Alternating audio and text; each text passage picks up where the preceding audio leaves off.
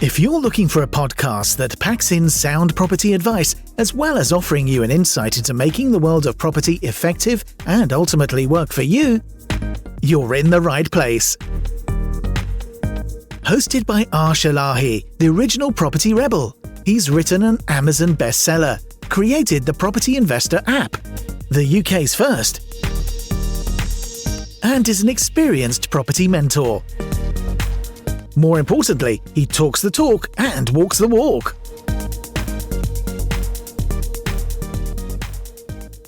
Hi and welcome to another episode of the Property Rebel with your host ArshEllahi. Now in today's session we're going to be discussing why negotiating may lose the deal. Now it sounds really crazy that I'm choosing this topic, but believe it or not, when you think of the logic behind it and the psychology behind it, I'm hoping that lots of you will agree that when you next look at your next property deal, that you won't start with negotiating on price. And we'll go through it bit by bit. Now first thing that I'm going to say is, this is a golden tip, is that price is not the main factor when you're negotiating on a deal. Now that sounds crazy because lots of you will be listening and thinking, well, hang on, of course it is, because price is the main factor, because how do we know that we're not overpaying? How do we know that the property is below market value? Now, yes, you have to do some research, and if the property is above the market value, that's something that you will need to consider, but you will also look at it from lots of other factors. For me personally, I'm going to give you a few examples in this, by the way. So for me, it's all about adding value to the property, and when I'm looking at a property, trying to find a vision for the property. So I'll give you a couple of examples and hopefully you can kind of see where I'm going with this.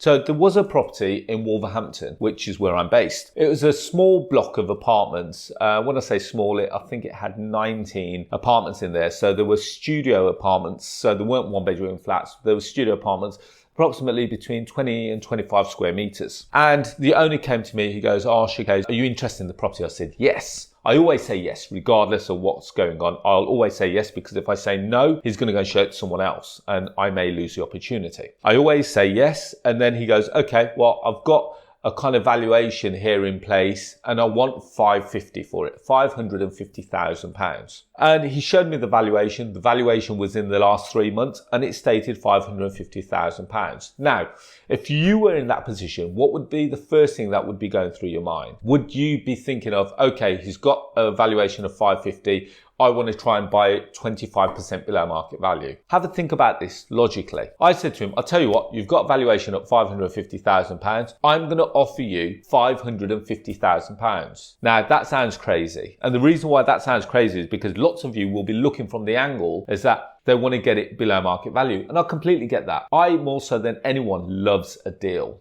but I saw the bigger picture with this opportunity. So what I did is that we've got the valuation report. I sent it out. Now, each of the flats were producing £400 a month. So 400 times that by 19, it was producing 7,600 per month, times that by 12, which meant that it's producing £91,200. Now, there is your first clue. So if you've got the opportunity to buy a property that's producing 91,200, and I should say that it was fully tenanted, and you can buy it for £550,000, would you start to negotiate on price? Yes or no? Have a quick think about it. I said, I'm straight in at 550. Now, the reason why I said I'm in at 550 is because I looked at this property in two different ways. Now, as a block of flats, and I will be writing stuff down so I can make sure that I've got all the figures right here. I looked at it from a point of view is that I think, and when I spoke to a few surveyors about the property and valuers about the property, I think that that property was worth closer to £800,000. And that was based on the fact of doing a title split and then doing a potential refinance.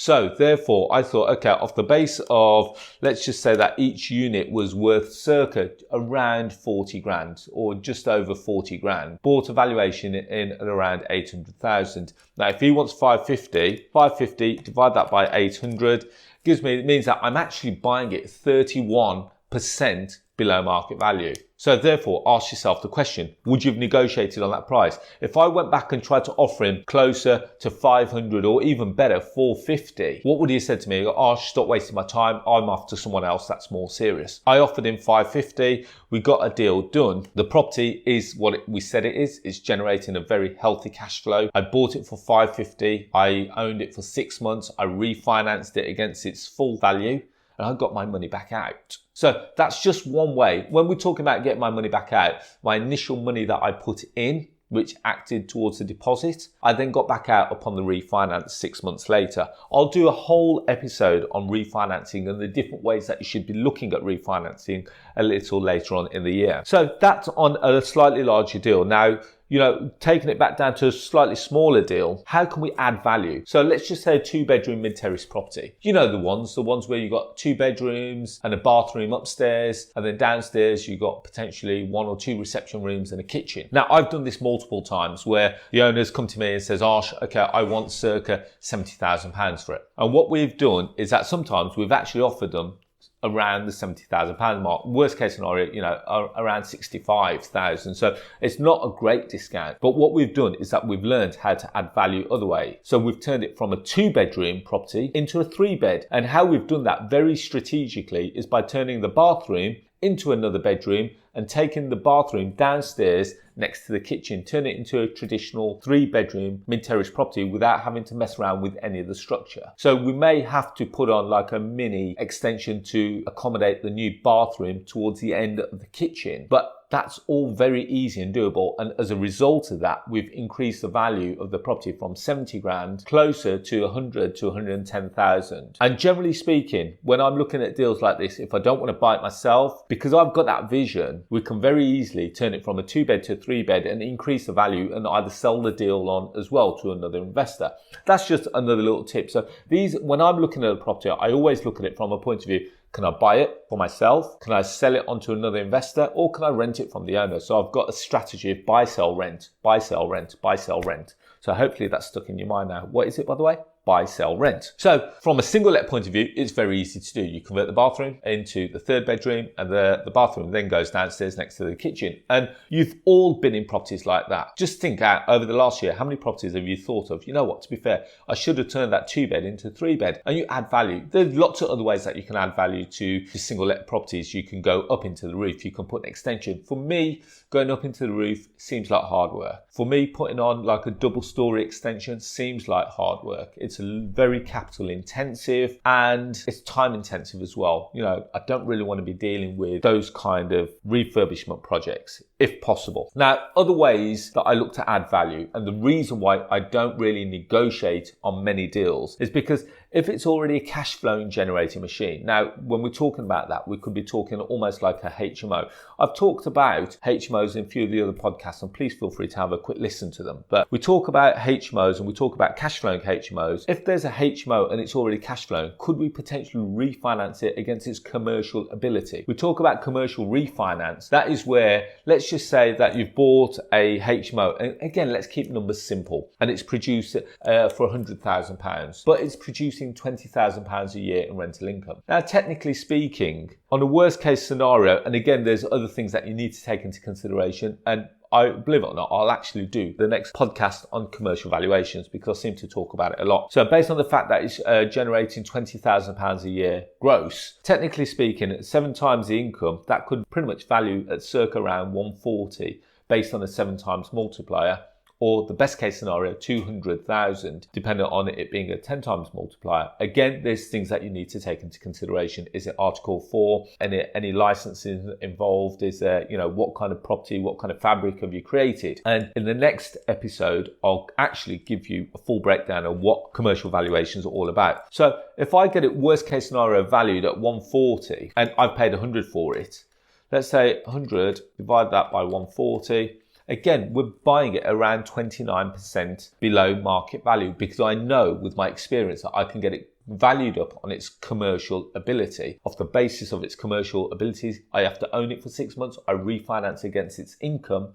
and I get my money back out and I go again and I go again and I go again. So my question to you again is that if you know you've got that ability to refinance and get your money back out, would you negotiate on the initial price? If you know that the owner is going to move a little bit, then yes, absolutely. You've got no reason for you not to ask the question. But if the owner starts iffing, umming and ahhing, well, Arsh, I've had this other guy around and he's offering near enough the same kind of money, my tip to you would be, don't lose the deal. He may be bluffing or she may be bluffing, but do not risk the deal as a result, because all it takes is for them to have one person come around, offer the same kind of money without the negotiation, and guess what? The contract's in their hands. It really is as simple as that. Other things that you've got to take into consideration is when you're negotiating is that yes, you may pay market value today, but you can see a reason for that. And going back to the examples, that you can add value and that potentially it's generating a healthy cash flow now and you can get your money back out. But the way that I look at it is that when I'm investing in a deal, I'm not investing in a property, especially if it's one for me to keep for my own portfolio. I'm not investing in it for a couple of months. I'm investing in it for the long term. I'm investing in it for the next 20 years, which is generally the kind of mortgage term that you would take out on a property. So in that respect, yes, properties will fluctuate in price. Sometimes it will go up, sometimes it will come down. But generally speaking, the way that I structure, and I'll do another episode on, believe it or not, on finance as well. So that'll give you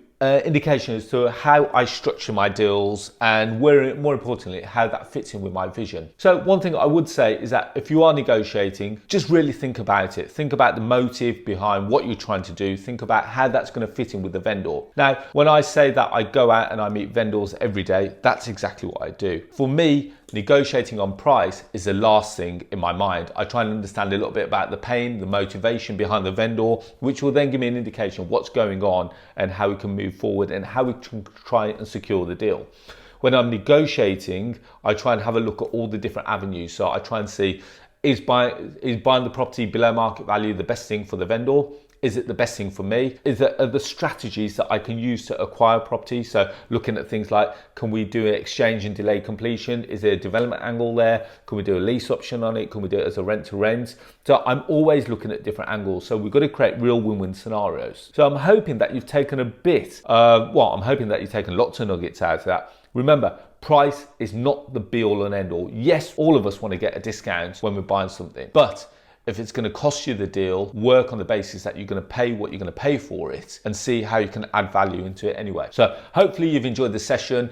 I'll do lots more podcasts on commercial valuations. I'll do lots more podcasts on my vision and finance so that you can see how I structure all my deals. More importantly, if you like the session, feel free to share. Come and join me on social media. So I'm on Facebook, LinkedIn, Instagram and YouTube under ArshEllahi. Finally, if you are looking for deals, have you actually downloaded the Property Investor app? It's the UK's first property investment marketplace, which has all kinds of deals on there. Below market value deals, rent to rent deals, lease option deals, service accommodation deals, development opportunities, commercial to residential, you name it, we've got it on there. If you haven't downloaded it, go to your app store right now. So if you've got a mobile phone in your hand, go to your app store, whether it be iOS or Google Play, and type in Property Investor. If you haven't got a mobile phone, go to the website www.propertyinvestorapp.co.uk, and I'm sure you'll find so many deals out there that are going to be of interest to you. On that note, guys, I wish you all the very best of health, and I look forward to speaking to you on the next episode. Take care. Bye-bye.